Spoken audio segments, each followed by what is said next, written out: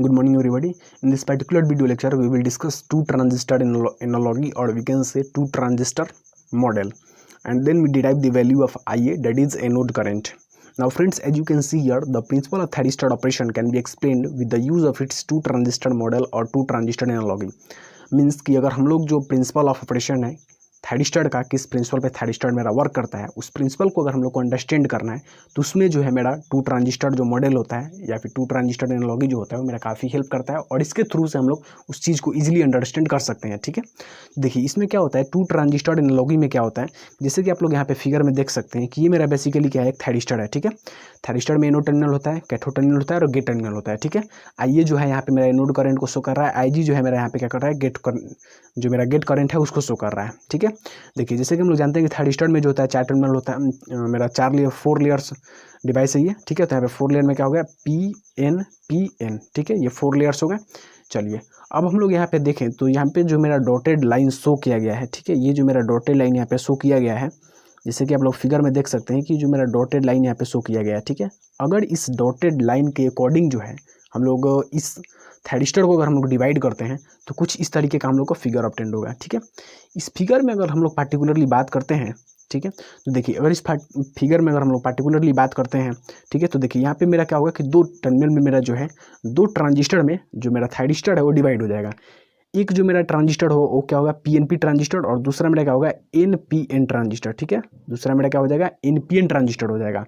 जैसे ही हम लोग जो डॉटेड लाइन है उसके अकॉर्डिंग अगर हम लोग डिवाइड करते हैं तो डिवाइड करने के बाद मेरा क्या होगा कि जो मेरा थायरिस्टर है वो जो है दो ट्रांजिस्टर में डिवाइड हो जाएगा। ठीक है, जो पहला मेरा ट्रांजिस्टर होगा वो मेरा PNP ट्रांजिस्टर होगा, दूसरा मेरा क्या होगा, NPN ट्रांजिस्टर होगा। ठीक है, अब देखिए इस फिगर में अगर हम लोग देखें तो इस फिगर में जो मेरा है PNP ट्रांजिस्टर, ठीक है, मतलब इसे जो है हम लोग Q1 से डिनोट किए हुए हैं, और जो मेरा NPN ट्रांजिस्टर है इसको हम लोग यहाँ पे Q2 से डिनोट किए हुए हैं। ठीक है, तो हम लोग का हो गया। अब देखिए अब हम लोग क्या करते हैं कि जो सर्किट डायग्राम है उसके बारे में थोड़ा सा हम लोग डिस्कस करते हैं। ठीक है, देखिए यहाँ पे जैसे हम लोग जितना भी, अब देखिए थोड़ा सा यहाँ पर हम लोग सर्किट डायग्राम को देखते हैं। जैसे हम लोग सर्किट डायग्राम पे आते हैं तो देखिए यहाँ पे जैसे कि हम लोग जानते हैं कि जो ट्रांजिस्टर होता है उसमें जो होता है बेसिकली 3 टर्मिनल होते हैं। ठीक है, जो मेरा ट्रांजिस्टर होता है उसमें 3 टर्मिनल होता है। सबसे पहला जो होता है इमीटर होता है, दूसरा जो होता है कलेक्टर होता है, तीसरा जो होता है बेस होता है। ठीक है, तो वही जो मेरा Q1 है इसमें भी इमीटर बेस कलेक्टर टर्मिनल आप लोग यहाँ पे देख सकते हैं। उसके बाद में जो मेरा Q2 है उसमें भी इमीटर कलेक्टर बेस टर्मिनल यहाँ पे मेंशन किया गया है।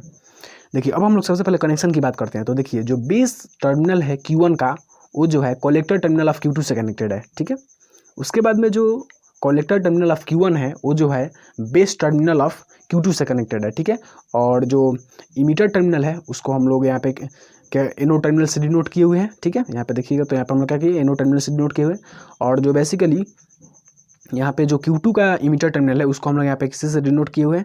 ये जो है मेरा IK मीन्स ये मेरा बेसिकली कैथोड जो कैथोड टर्मिनल है। ठीक है, अब देखिए ये मेरा क्या है, बेसिकली ये मेरा यहाँ पे अगर हम लोग देखें तो ये मेरा क्या है, नोड G है। ठीक है, तो अब देखिए अब हम लोग यहाँ पे बेसिकली आगे बढ़ते हैं। देखिए अब यहाँ पे क्या है, बेसिकली जो करंट का डायरेक्शन को सबसे पहले हम लोग देखते हैं।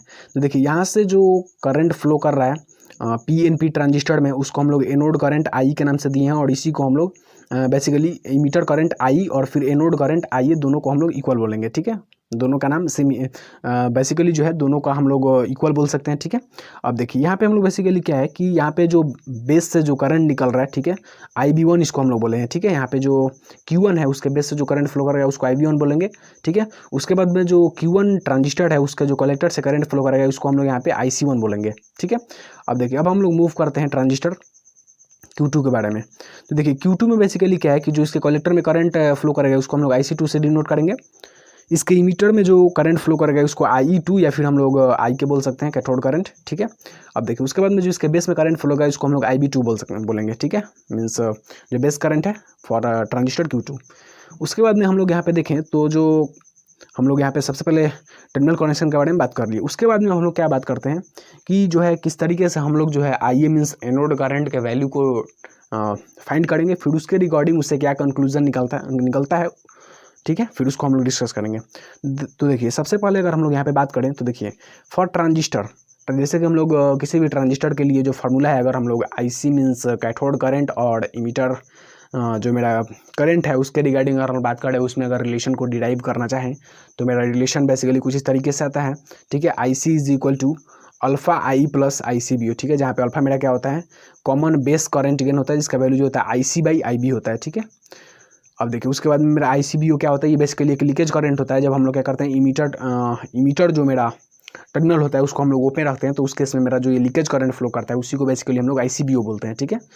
तो अब देखिए, अब हम लोग यहाँ पे जैसे ही डिस्कस कर रहे हैं कि अगर इस फार्मूला को हम लोग ट्रांजिस्टर Q1 के केस में अगर हम लोग लिखना चाहें, तो चूंकि उसमें जो आईसी करंट यहाँ पे अगर हम लोग देखें, तो चूंकि जो आईसी करंट का उसमें जो वैल्यू है, जैसे कि यहाँ पे देख सकते हैं कि जो कलेक्टर करंट का इसमें जो वैल्यू है इसको हम लोग IC1 से डिनोट किए हुए हैं, ठीक है। तो सेम इसमें भी हम लोग क्या करेंगे, IC1 is equal to alpha I1 plus ICBO, ठीक है, ICBO1, ठीक है। तो ये मेरा किस ट्रांजिस्टर Q1 के लिए हो गया, ठीक है। अब हम लोग अगर फिगर में देखें, ठीक है, तो फिगर में अगर हम लोग देखेंगे तो यहाँ पे IA का वैल्यू और IE1 का वैल्यू क्या है, इक्वल है, ठीक है। तो इसीलिए हम लोग यहाँ पे क्या करेंगे, IE1 को जो है यहाँ से हम लोग क्या करेंगे, रिप्लेस कर देंगे IA से, ठीक है। जैसे ही हम लोग रिप्लेस करेंगे तो मेरा जो इक्वेशन है कुछ इस तरीके से बन जाएगा, ठीक है। इसको हम लोग मान लेंगे इक्वेशन 1।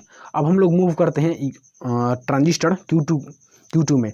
जैसे हम लोग ट्रांजिस्टर Q2 में मूव करेंगे तो उसमें अगर हम लोग IC और IE का रिलेशन को एस्टैब्लिश करना चाहेंगे तो IC2 इज इक्वल टू हो जाएगा alpha 2 into IE2 plus ICBO2, ठीक है। अब हम लोग अगर फिगर से देखें तो जैसे हम अगर हम लोग फिगर से देखेंगे तो यहाँ पे जो Q2 ये मेरा जो ट्रांजिस्टर है, अगर इसमें हम लोग देखें तो देखिए यहाँ पे जो IE2 और IK का जो वैल्यू है, दोनों का वैल्यू क्या है, इक्वल है।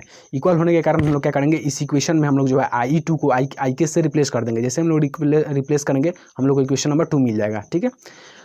अब देखिए, अब हम लोग क्या करते हैं कि अब हम लोग ट्रांजिस्टर Q1 के लिए जो है, अब हम लोग चलते हैं ट्रांजिस्टर Q1 में, ठीक है। ट्रांजिस्टर Q1 में देखिएगा, ट्रांजिस्टर Q1 में देखें तो जैसे हम लोग जानते हैं कि जो input current is equal to output current होता है।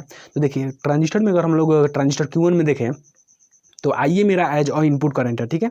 IA मेरा क्या है, एज अ इनपुट करंट है, ठीक है। उसके बाद में IB1 और IB2 मेरा IC1 क्या है, मेरा बेसिकली आउटपुट करंट है।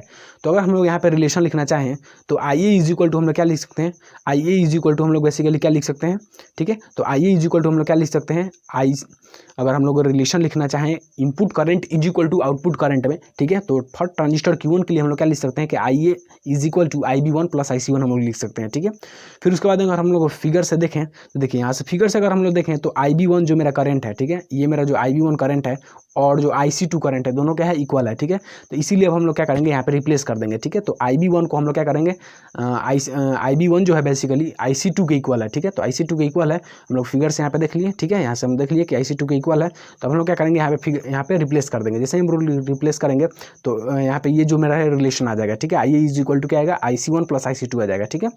अब देखिए जैसे ये रिलेशन आएगा उसके बाद में हम लोग क्या करेंगे कि जो IC1 और फिर IC2 का वैल्यू है उसको हम लोग क्या करेंगे, यहाँ पे पुट कर देंगे। पुट करने के बाद बेसिकली हम लोग इसको इक्वेशन मान लेंगे 3, ठीक है। चलिए अब हम लोग फिगर में थोड़ा सा चलते हैं कि देखिए ये जो मेरा है नोड G है, ठीक है, ये मेरा नोड G है, ठीक है। अगर इस पार्टिकुलर नोड पे हम लोग input current is equal to output current का रिलेशन को फाइंड करें तो यहाँ पे हम लोग का क्या हो जाएगा कि IB2, ठीक है, ये मेरा क्या है, आउटपुट करंट है। तो IB2 इज इक्वल टू क्या हो जाएगा, IC1 प्लस IG हो जाएगा, ठीक है। तो सेम हम लोग यहाँ पे लिखे हुए हैं कि IG plus IC1 is equal to क्या हो जाएगा, IB2 हो जाएगा, ठीक है। अब देखिए, अब हम लोग एक और रिलेशन हम लोग को फाइंड करना होगा। अगर हम लोग पूरे होल सर्किट से देखें, ठीक है, तो देखिए ये मेरा क्या है, IA मेरा क्या है, anode current as a input current है, IG मेरा क्या है, ये भी मेरा इनपुट करंट है, और IK मेरा क्या है, ये आउटपुट करंट है, ठीक है। तो अगर हम लोग input current is equal to output current के रिलेशन को अगर फिर से अगर पूरे होल सर्किट के लिए एस्टैब्लिश करना चाहें, ठीक है, तो हम लोग यहाँ से क्या एस्टैब्लिश कर सकते हैं, IK is equal to IG plus IA, ठीक है। तो देखिए वही हम लोग रिलेशन यहाँ पे एस्टैब्लिश किए हुए हैं, ठीक है, IA plus IC is equal to IA, ठीक है। चलिए अब हम लोग नेक्स्ट मूव करते हैं। देखिए अब हम लोग यहाँ पे क्या करते हैं कि जो IK का वैल्यू है, ठीक है, ये जो मेरा IK का वैल्यू है, ठीक है, इसको हम लोग क्या करते हैं, यहाँ पे जो इक्वेशन 3 है उसमें हम लोग क्या करते हैं, उसको पुट कर देते हैं, ठीक है। तो देखिए जैसे ही हम लोग पुट करेंगे तो देखिए यहाँ पे जैसे ही हम लोग पुट करेंगे, यहाँ पे हम लोग IK का वैल्यू है उसको हम क्या कहें, यहाँ पे पुट कर दिए। तो जैसे ही हम लोग पुट करेंगे फिर उसके बाद सॉल्व करेंगे। सॉल्व करने के बाद चूंकि मेरे को IA का वैल्यू निकालना है तो IA वाला जितना भी टर्म है उसको हम लोग एक साइड यहाँ पे कर लिए हैं। एक साइड करने के बाद हम लोग जैसे ही IA को कॉमन लेंगे तो मेरा क्या हो जाएगा, 1 माइनस अल्फा 1 माइनस अल्फा 2 आ जाएगा, ठीक है। चलिए उसके बाद हम लोग का जो बाकी जो टर्म है हम लोग राइट हैंड साइड कर देंगे। उसके बाद जैसे ही हम लोग IA का वैल्यू को फाइंड करेंगे तो क्या हो जाएगा, ICBO1 plus ICBO2 plus IG into alpha 2 हो जाएगा, ठीक है। अब बटा में मेरा क्या हो जाएगा, 1 माइनस अल्फा 1 माइनस अल्फा 2 हो जाएगा, ठीक है। और यहाँ से अगर हम लोग माइनस कॉमन ले लेते हैं मेरा क्या हो जाएगा, 1 माइनस अल्फा 1 प्लस अल्फा 2 हो जाएगा, ठीक है। अगर इस जो मेरा आइए का जो इक्वेशन है अगर उसको हम लोग क्लियरली विजुअलाइज करें तो हम लोग को यहाँ से ये पता चलता है, now from the above expression it is clear that the value of alpha 1 plus alpha 2 should not be equal to 1।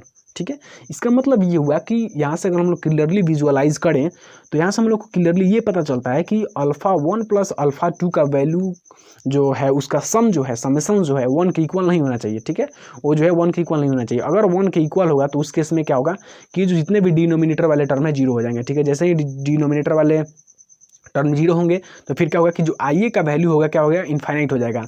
Infinite होने से क्या होगा कि जो मेरा SCR है वो क्या हो सकता है, डिस्ट्रॉय हो सकता है। ठीक है, तो फ्रेंड्स इस पर्टिकुलर वीडियो लेक्चर में इतना ही। That's all, thank you.